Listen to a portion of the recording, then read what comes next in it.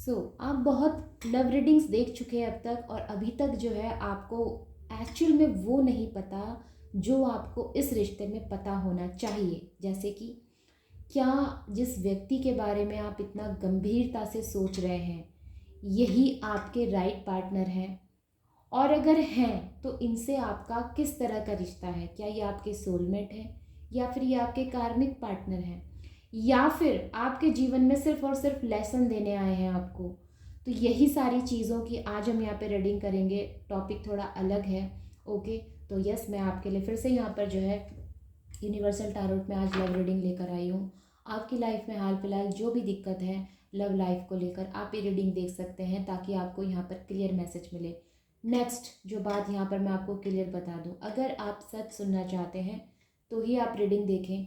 अगर आप चाहते हैं कि सिर्फ आपको अच्छी अच्छी बातें सुनने को मिले और सच से हटकर अगर मैं आपको कुछ और बताऊं, तो यहाँ पर वो चीज़ पॉसिबल नहीं हो पाएगी। हाँ, मैं ये ज़रूर कह सकती हूँ कि अगर मैं रीडिंग कर रही हूँ तो जो चीज़ आपसे रेजोनेट करती है आप उसको लें, बाकी को आप जाने दें। इसके अलावा अगर आपको चैनल जो है यहाँ पर रीडिंग पसंद आती है तो लाइक शेयर ज़रूर करें, और चैनल पर पहली बार आए तो सब्सक्राइब करना ना भूलें। इसके अलावा अगर आप करियर की रीडिंग देखना चाहते हैं तो आप मेरे दूसरे चैनल्स पर जा सकते हैं। मैं वहाँ पर डेली अपडेट देती हूँ, जैसे यहाँ देती हूँ वैसे वहाँ भी देती हूँ। और राइट, तो जी हाँ, आप जा सकते हैं। और चैनल्स पर आप कैसे जाएंगे, मेरे डिस्क्रिप्शन बॉक्स पे सभी तरह की लिंक, मैंने सभी चैनल्स के लिंक दिए हुए हैं, आप जा सकते हैं और देख सकते हैं। और राइट, तो जी हाँ, आप जिस रिलेशनशिप के बारे में सोच रहे हैं, ये आपका जो है किस तरह का रिश्ता है?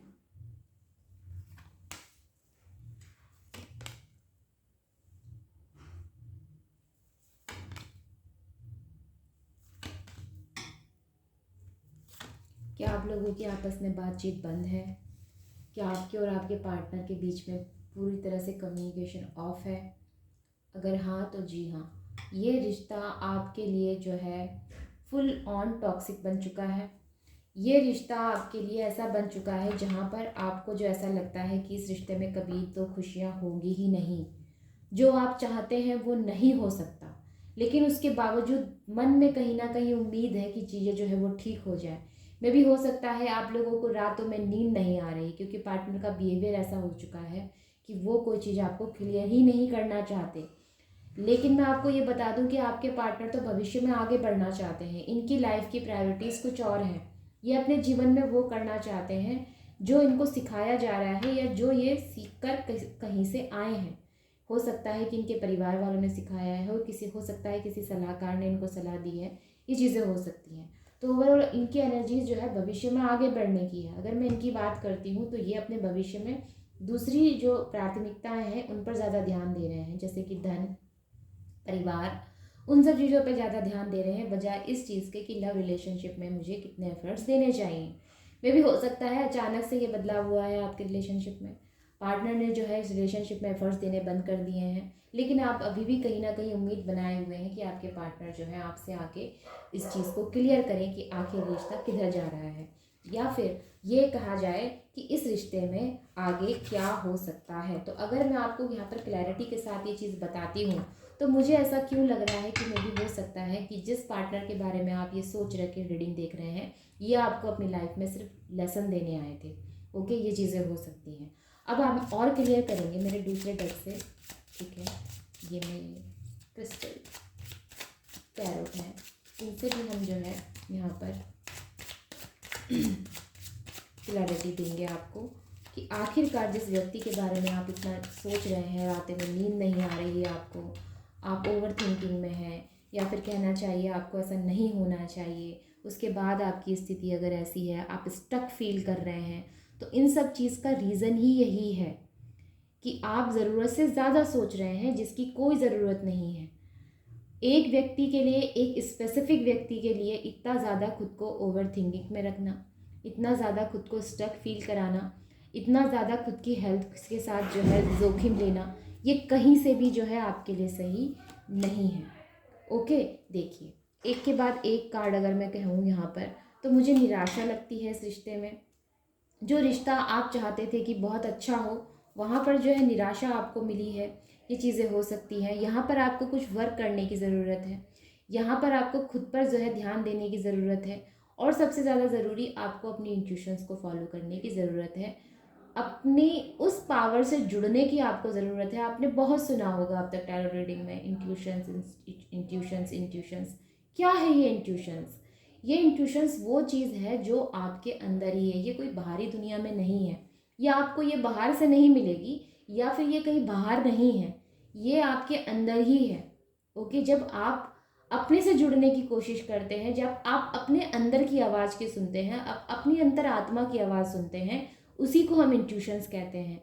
ठीक है, तो अंतरात्मा की आवाज़ को सुनने की यहाँ पर बहुत ज़्यादा ज़रूरत है आप लोगों को। आप में से बहुत से लोगों को ये वर्क करना है। ये बहुत मुश्किल काम नहीं है, बहुत ज़्यादा कठिन बिल्कुल नहीं है, ना इसमें कोई डिफ़िकल्टीज आपको आएंगी, क्योंकि आप ऑलरेडी उससे कनेक्टेड हैं। आप अपनी इंट्यूशन से ऑलरेडी कनेक्टेड हैं, बस आप उसे समझ नहीं पा रहे हैं कि आखिर उसे मैं फॉलो कैसे करूं, क्योंकि आपने अपने आप को इतना ज़्यादा स्टक कर लिया है कि आपको दिशा ही नहीं मिल रही कि किस दिशा की तरफ बढ़ना चाहिए। तो यहाँ पर सोचने की ज़रूरत ये है कि आप अपने लिए क्या चूज़ कर रहे हैं। आप ये सोचिए, आप यूनिवर्स को कितना कंफ्यूज कर रहे हैं। यूनिवर्स किसकी मदद करते हैं? यूनिवर्स हमेशा उनकी मदद करते हैं जो व्यक्ति अपनी मदद करते हैं। अगर आप खुद को इतना स्टक रखेंगे, अगर आप खुद को इतना परेशान रखेंगे, खुद को इतना निराश रखेंगे, तो वो कैसे आपकी मदद कर सकते हैं? उनको मदद करने के लिए आपको कुछ ना कुछ तो वर्क करना पड़ेगा। उनको तो सही से इंडिकेशंस दीजिए, तभी तो वो आपकी मदद कर सकते हैं। ऑलराइट, नेक्स्ट एनर्जीज, जजमेंट का कार्ड। पास्ट की एनर्जी से जितना हो सके आप बाहर निकल जाइए।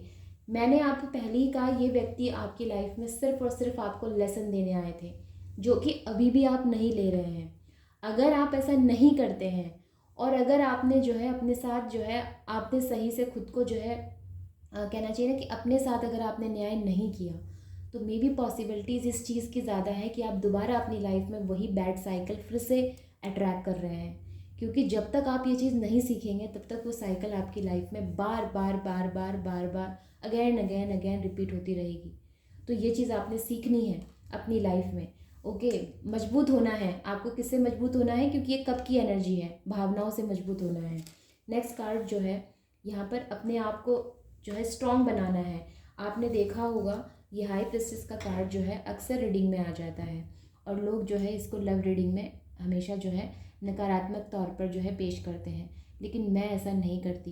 द हाई प्रेस्टिस की एनर्जी टैरो डेक में मेजर अरकाना कार्ड में 2 नंबर की एनर्जी में है, दूसरे नंबर के कार्ड है ये। ओके, और दूसरे नंबर में ये कार्ड ऐसे ही नहीं है। इसकी जो सबसे पहले तो आप नंबर से समझिए। ये जो कार्ड होता है ये एक्चुअली जो है चंद्रमा की एनर्जीज़ को रिप्रेजेंट कर रहा है सबसे पहले। दूसरी एनर्जी जो इसकी है, इसकी अपने आप में काफ़ी हाई पोजीशन है। तीसरी एनर्जी जो इसकी है, ये सबसे ज़्यादा व्यक्ति जो है ये अपनी भावनाओं को कंट्रोल कर सकता है, एक अच्छी साझेदारी जो है कर सकता है। ये व्यक्ति जो है बिना समझौता किए अपनी लाइफ में डिसीज़न ले सकता है। तो जिस व्यक्ति के पास इतनी पावर हो, जिस व्यक्ति के पास इतना ज़्यादा जो है पोटेंशियल हो, उस व्यक्ति को हम कैसे कह दें कि वो व्यक्ति कहीं से भी जो है नकारात्मक ऊर्जा के साथ है? मैं नहीं मानती, क्योंकि आपको भी नहीं मानना चाहिए।